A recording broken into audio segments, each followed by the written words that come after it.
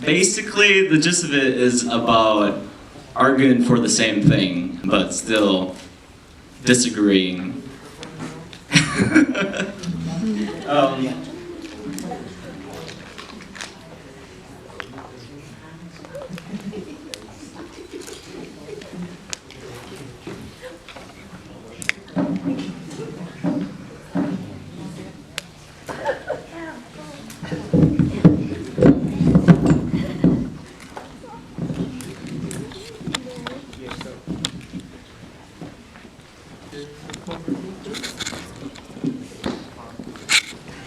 I couldn't find it earlier because I don't think anybody used the notes section of Facebook anymore, so I had a hard time finding it on mobile.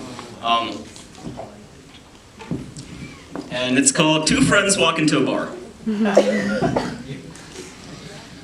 Two friends walks into a bar, both with very little knowledge on drinks. The first one says that he wants a pina colada. The second one says that he wants a mixed drink of white rum with shaved ice mixed with coconut milk and pineapple juice. Soon they got their drinks and they started drinking. About a little bit through the drink, they got into a serious argument. The argument was about which drink would be more alcoholic.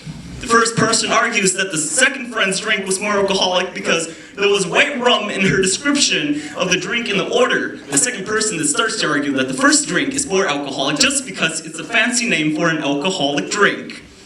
And since the second friend was more of an emotional drinker, the second friend started to weep.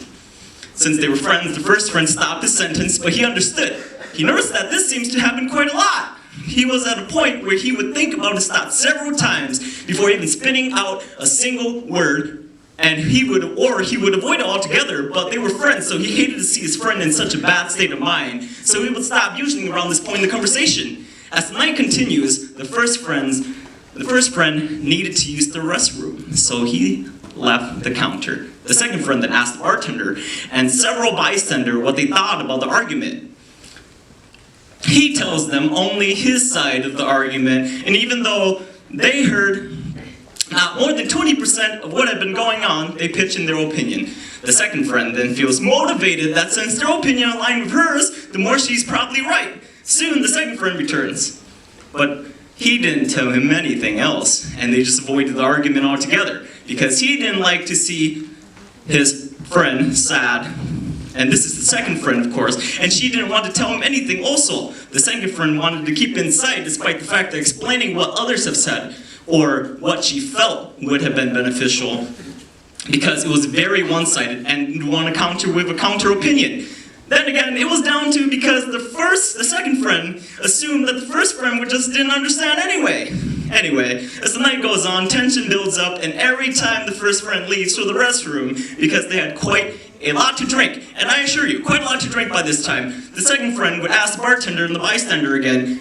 They would again reinforce him on where he stands in basically any topic. Now, since the first friend didn't talk to them because he felt it was just the two of them, therefore they didn't get a chance to hear his opinion. To make the story shorter, the second friend eventually had enough because he's been bubbling it up, and toward the end of the night, everything so far just seemed to reinforce his opinion. So he got fed up and left. The first friend then, very confused about what the heck just happened, decided it's time to leave too. So he internalizes everything and blames himself for what's happened. And the best part were they were both drunk, and not one more drunk than the other by the end of the night.